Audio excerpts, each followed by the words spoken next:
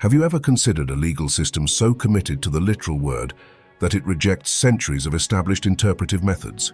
Welcome to the Zahiri School, a fascinating, albeit historically marginalized, chapter in Islamic legal thought. This exploration delves into its rigorous textualism, offering a unique lens through which to understand the evolution of Islamic law and its enduring intellectual challenges. The Zahiri School, or madhab, emerged in the 9th century CE, a period of intense intellectual ferment within the nascent Islamic civilization. Founded by the erudite scholar Dawood al-Zahiri, 815-883-4 CE, in Baghdad, it represented a profound reaction against what its proponents perceived as an over-reliance on human reason and subjective interpretation in legal rulings. This school distinguished itself through an unwavering commitment to the Zahir, the outward and literal meaning of the Quran and the authentic Sunnah. Its foundational premise was that divine revelation, being perfect and complete, required no human embellishment or speculative inference to be understood and applied. This stance set it apart from other burgeoning Sunni schools, which increasingly incorporated various forms of rational deduction and interpretive methodologies.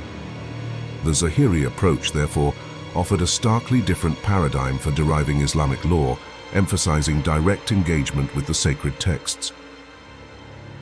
The Zahiri school's distinctiveness is rooted in several core principles that collectively define its radical textualism.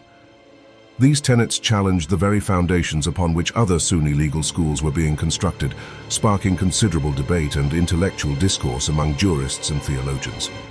Understanding these principles is crucial for appreciating the Zahiri contribution to legal theory. At the heart of Zahiri jurisprudence lies the principle of Zahir, or literalism.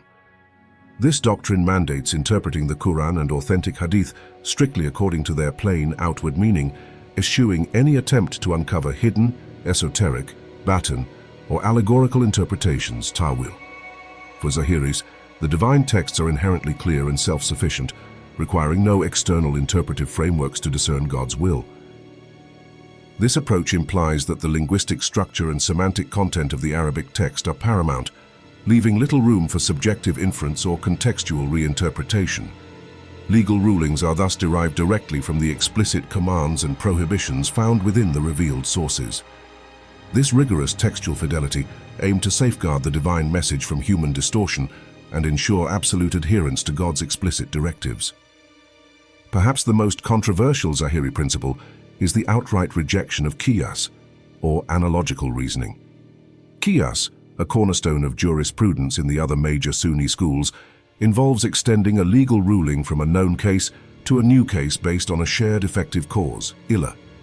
Zahiris, however, argued that qiyas introduces human fallibility and subjective judgment into divine law.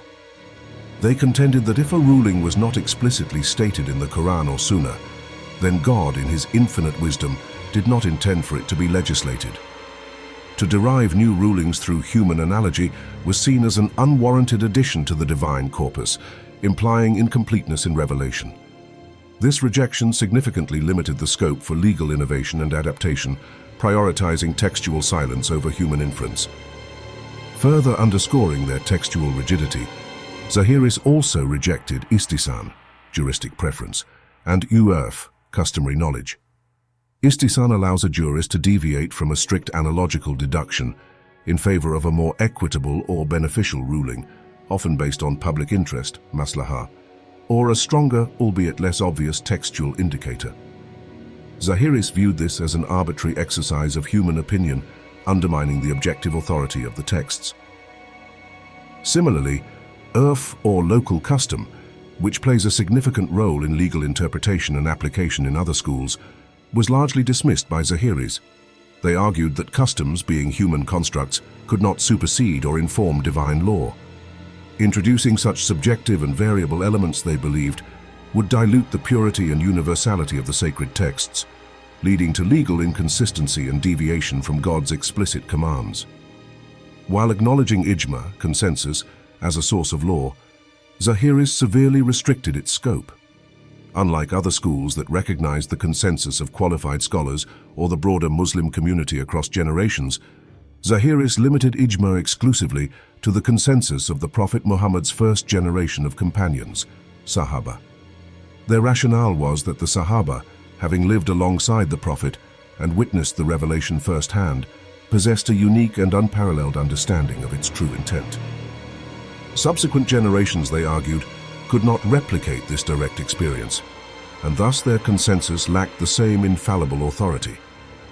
This narrow definition of ijma significantly curtailed its utility as a dynamic source of law, emphasizing the historical and foundational nature of early Islamic legal practice. It underscored their belief that legal authority diminished with temporal distance from the prophetic era. A defining characteristic of the Zahiri school, particularly championed by Ibn Hazm, was its vehement rejection of taqlid, imitation of legal precedent or following a specific madhab without independent reasoning.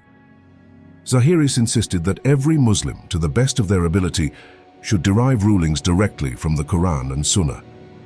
They condemned taqlid as intellectual stagnation and a deviation from the individual's responsibility to engage with divine revelation.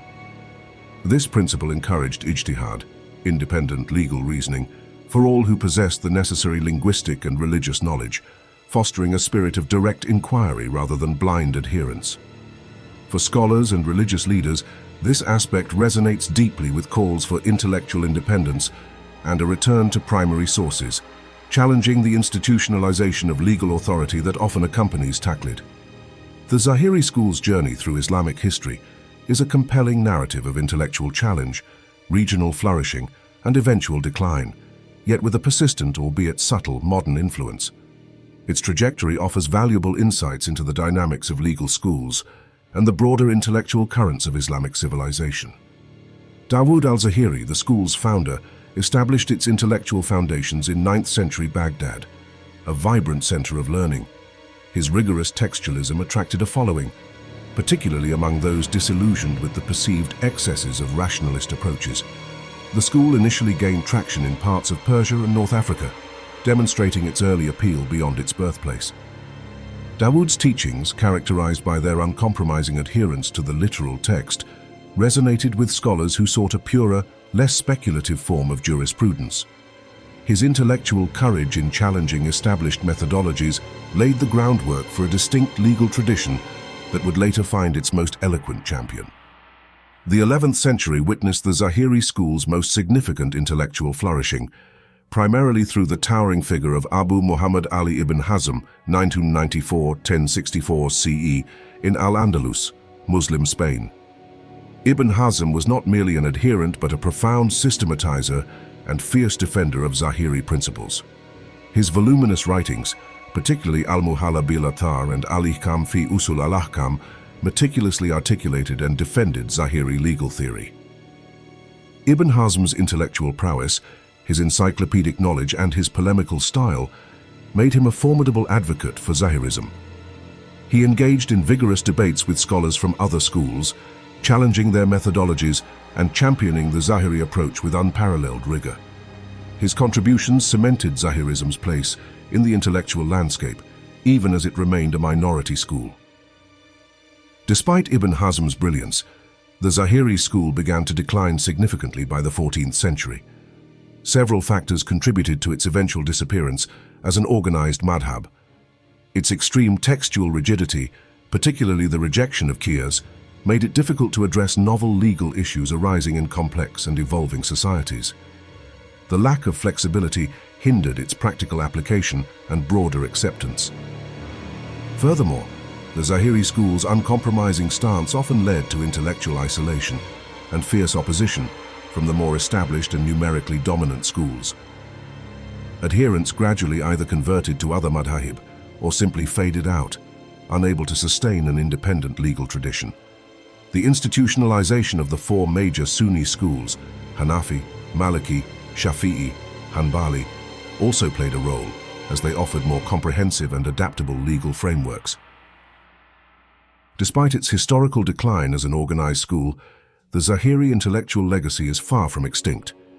Its principles, particularly its emphasis on direct engagement with the texts and rejection of rigid taqlid, continue to resonate with certain modern Muslim reformist movements, Scholars and religious leaders advocating for a return to the primary sources and a revitalization of ijtihad often find common ground with Zahiri ideals.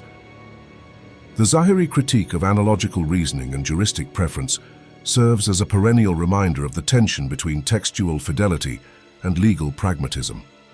While the school does not exist today as a major madhab, its historical presence and intellectual contributions offer a crucial perspective on the diversity and dynamism of Islamic legal thought. Its rigorous methodology continues to be studied in academic circles, providing a valuable counterpoint to the more dominant legal traditions. The Zahiri School stands as a testament to the profound intellectual diversity within Islamic jurisprudence.